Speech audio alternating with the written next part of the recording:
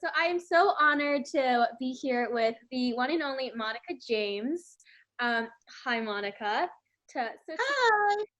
To start, would you like to introduce yourself to readers who may not know who you are yet? Hi, I'm Monica James. I'm from Australia, so I'm sorry if my accent sounds strange. I didn't realize this was being recorded. I would have dressed nicer if I knew it was, so I hope I don't scare everyone too much. But yeah, I write a bit of a mixed bag. At the moment, I'm doing a lot of dark romance, which is I'm really enjoying.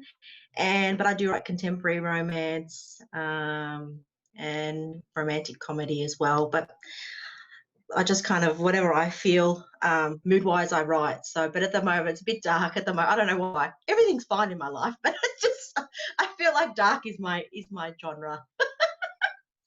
Honestly, the darker the better. I love dark romance. Me too. That makes me happy. I don't know why, but like the violence and just so good to just like Yeah, read. yeah. See, we're best friends already. Yeah. Okay.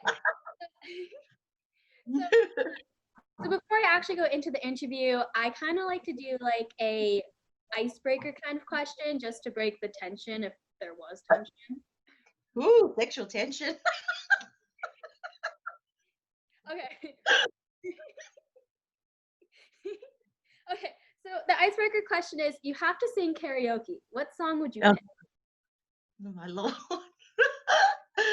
I've never done karaoke before, but no, I'm saving everyone their eardrums because I can't sing. I think I can sing, but I don't think I can. But I think if I did, I think if I did do karaoke, I'd probably choose something really obscure, like some Norwegian death metal band. So it would just be like, it would cover up my horrible voice. I just could be screaming into the karaoke, and then people would be like, "She's so awesome." So yeah, I think like I don't know what band, but it's like some really hardcore, grindcore death metal band, I think I would do.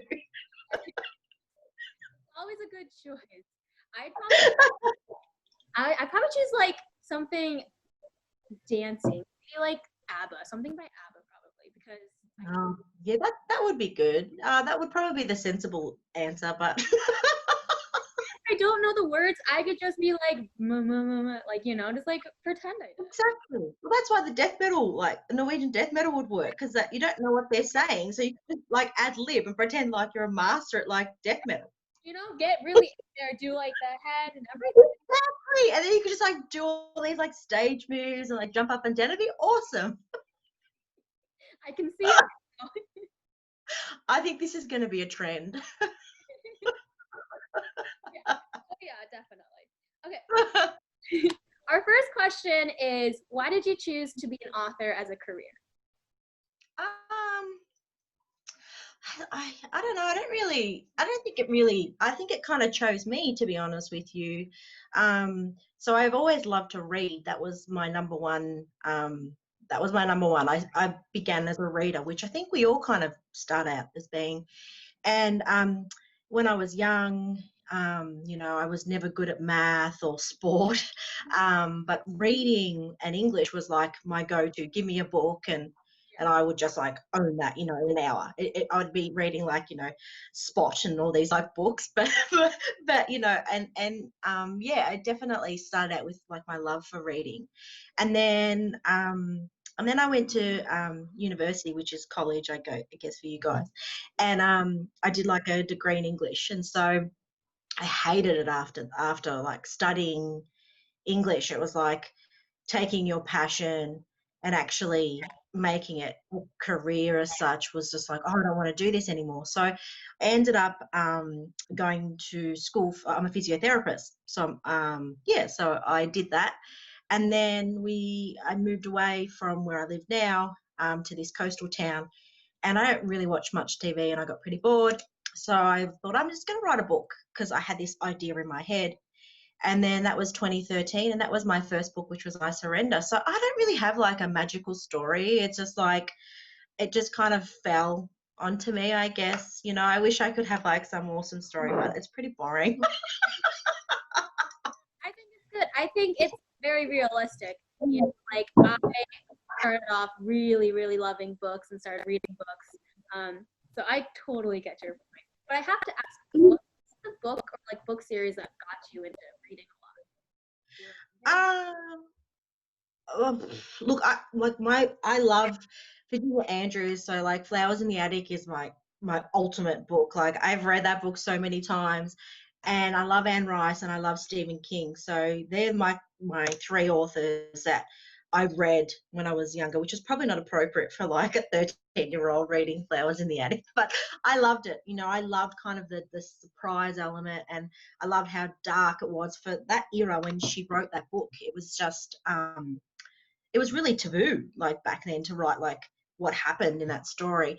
So when I read that, I guess it kind of got me thinking a bit differently. And then I read Twilight, which I think everyone kind of loved, and Twilight for me was my kind of getting back into my love for reading.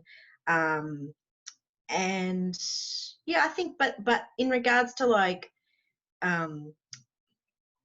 authors that I read all the time, it'd be those three. It'd be Anne Rice, Stephen King, and I love Virginia Andrews, but she's passed away, and so a ghostwriter writes for her now. But I still read, the books. I still find that the ghostwriter writes in like her her genre. So yeah. I have never read Stephen King. What? Oh my God, we're gonna end the interview now. Where's the abort button? I don't know why. I've just like never read his books. Oh, he's amazing. He's so clever. I love his writing. He's just very, he takes a scene where you could write, the cat in the hat. And so the way he will write that is just so twisted and just so creative for me.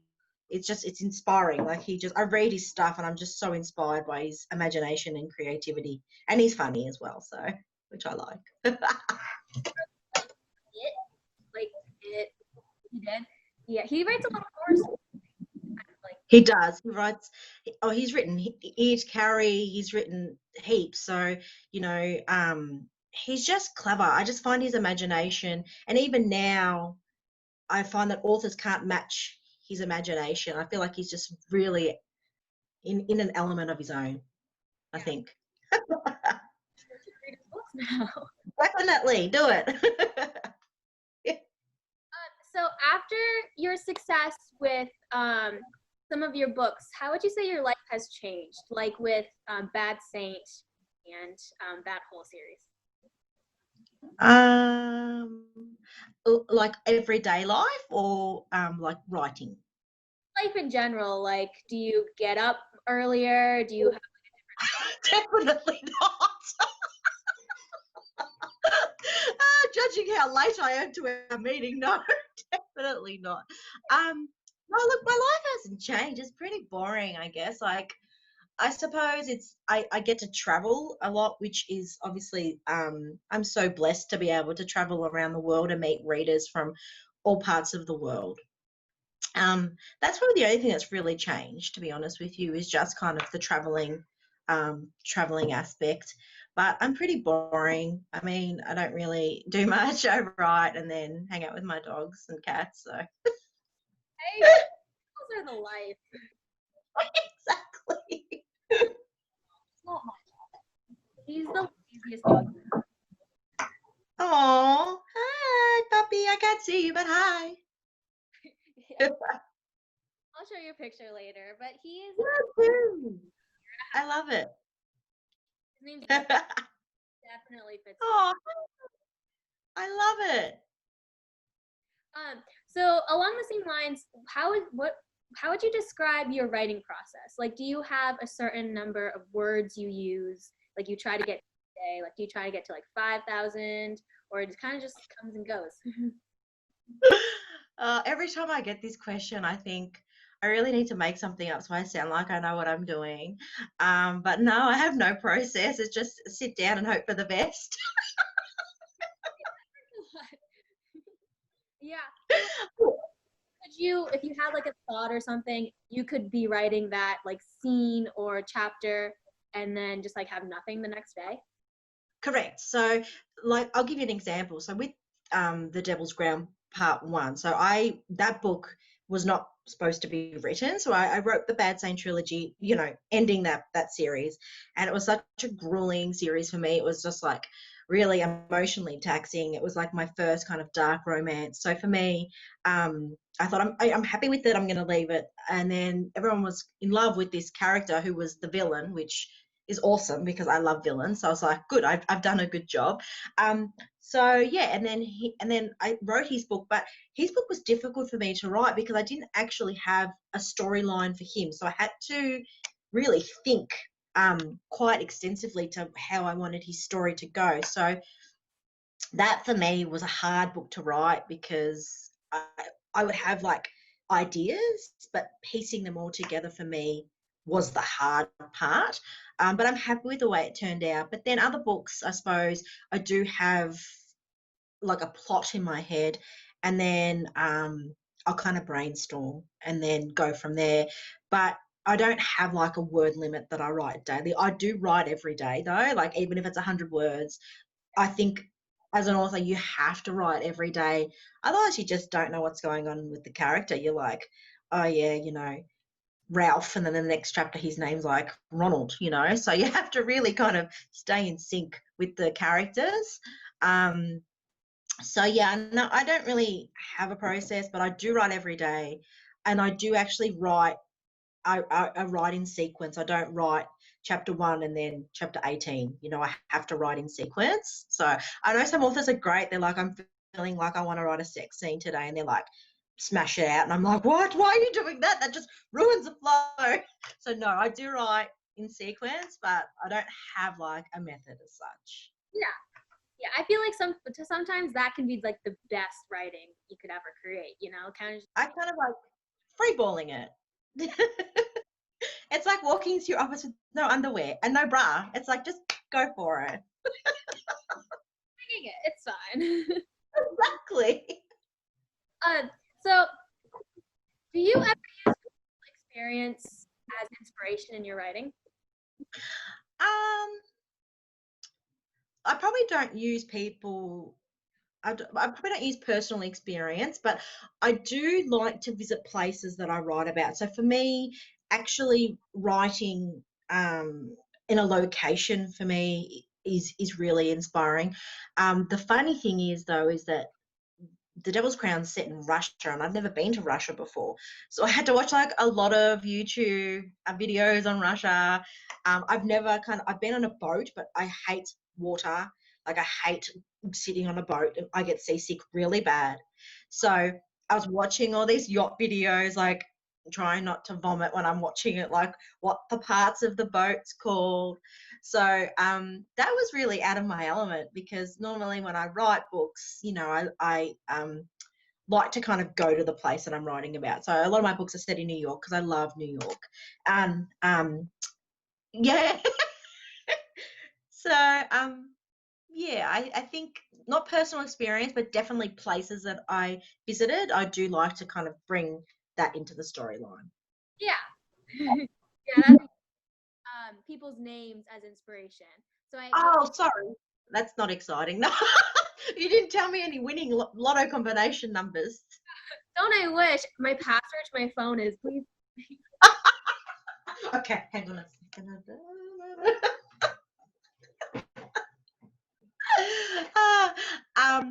For names, no, I'm not really. No, I guess with names for me, I like to have like strong different names for characters. So I do choose names that I like. So my first series, I love the name Jasper, and so that's what my character was named in my first series. Saint, I love the name Saint, and so that's why he's called Saint. And Bullseye, that's why I just thought like Bull's a really strong different name as well, which yeah, so for me, I don't know the character, I don't know the people that I name after my characters, but they're names that I do definitely like. Yeah, yeah. I think it. I forgot where we ended off. Me too. Something about characters' names. Oh yeah. Oh, so speaking about characters, um, who would you say is your favorite character to write about and why? One character or A couple. Any? um actually really enjoy writing, like, because majority of my books are dual point of view, so I actually really enjoy writing the male point of view. Um, I find it really interesting to write the male just because I write differently. So with women, not to be stereotypical, but we're very descriptive in normal day life. But men are just kind of like, get me that, yeah. So it's kind of fun to write in that way, I guess, to see the different dynamics, I guess. So I do enjoy writing the male point of view. And I have really enjoyed writing Alex's story. He's just a really, yeah, and even writing Bullseye was a really difficult, um, he was a difficult character to get inside his head, and a lot of the book is written from his point of view. And so I really wanted to make sure that I could describe him how I was seeing him in my head, I guess. Yeah. So does certain characters become a lot easier to you in your head? Like in your head?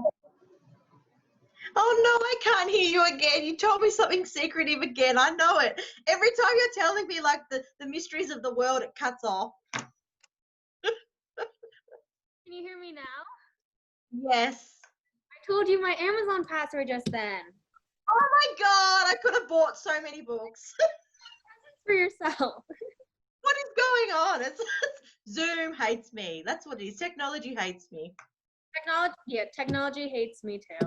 I don't know. I can hear you. It's like we kind of go in and out of sync. Like I can hear you and then I can't hear you. I wonder if it's my Wi-Fi. Maybe my Wi-Fi is bad. It could be mine. Let's just blame the Wi-Fi on both ends. It's always the Wi-Fi's fault. It's not us. We're perfect. Best at using the internet. Who's the best? Internet. I said we're the best at using the internet. Oh, we so are. I know. We're so tech savvy. I didn't even know what Zoom was until you told me. I didn't know either until my school got, because of coronavirus, so we did remote learning. So they were, Oh, yeah, of course. some classes will use Zoom, and I'm like, oh, okay then. Guess that's a thing now. You told me about it, and I was like, "What's Zoom? It sounds like a car." Well, you are a Zoom natural, so you can go and tell everyone that you're a Zoom expert. I will. I'll be Zooming everybody. They'll be like, "Can you just stop Zooming me and just write?" Sorry, gotta take this Zoom call right now. I guess I'll just finish this. I know. Sorry, I'm busy. I'm so tech savvy in this day and age. So speaking about characters, who would you say, if any, you relate to the most? Like, is there like a certain character that has a personality that you relate to, or is it kind of just like, no? I think for me, I need to relate to every one of my characters that I write. I need to be able to be bad. I need to be good. I need to be the in between, because to be able to write a villain, I feel like you need to really get into their head, and you really need to get into their psyche, And so for me, I think I can. I feel like I can relate to all of my characters. So that's why a lot of my characters are, I guess, a little bit darker, because I kind of like I've always liked the villains. So even as a kid, I would watch Disney cartoons, but I would love like the villains. So I would love all the bad people. I wouldn't like any of the princesses. I would just like all the villains.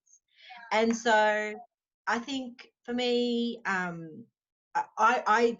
can relate to all of them, but when I'm writing, I love writing the villains. For me, they're my favorite to write, because they're not really villains as such. I try to make them anti-heroes. I want them to have redeeming qualities. I don't want them to be narcissistic assholes. I want them to be, redeemable. So I enjoy that. Like, I enjoy that kind of play of personality. Yeah, I always love the villain too. Movie or book, I'm like, did that villain become like a good guy in the end? Redeem himself? And then most times they don't, and I'm just like, oh. Exactly. Well, I mean, that was the same with Alex. So, like, he started out, I kind of knew when I wrote Bad Saint, like, I honestly, with Bad Scent, I had one idea in my head, and it was like a girl is on a honeymoon and she gets kidnapped. That was my idea. That was one idea that I had, and then I just kind of, just wrote from there. So Alex's character wasn't going to be a predominant, but then as soon as I wrote him in that last chapter of Bad Saint, I fell in love with him. I'm like, he's just got so many elements to him, and so yeah, I just feel like it's just one of those things for me. I don't know. It's just I just love them. I love the villains. Like, say when I read like a story, I'm like, oh, the bad person, and then when they've got these redeeming qualities, I love it. I'm like, oh my god, I love this person. They're so bad. What is wrong with me? I completely agree. I'm on the same boat as you.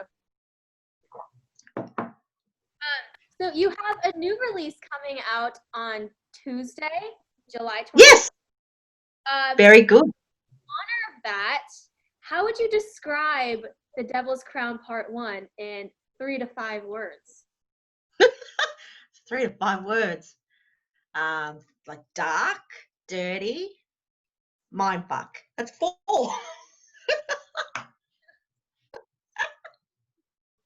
Yeah. So thank you so much for coming. I appreciate it. I'm sorry I was late by like about 5 hours. It's, I'm fine with it. The viewers who are watching this, Monica James's The Devil's Crown Part One releases on Tuesday, July 21st. So you can go pre-order it now, and you won't regret it. I am currently about like halfway through, and I am obsessed with it. I'm probably after this one. Thank you so much again. I appreciate it. And Thank you.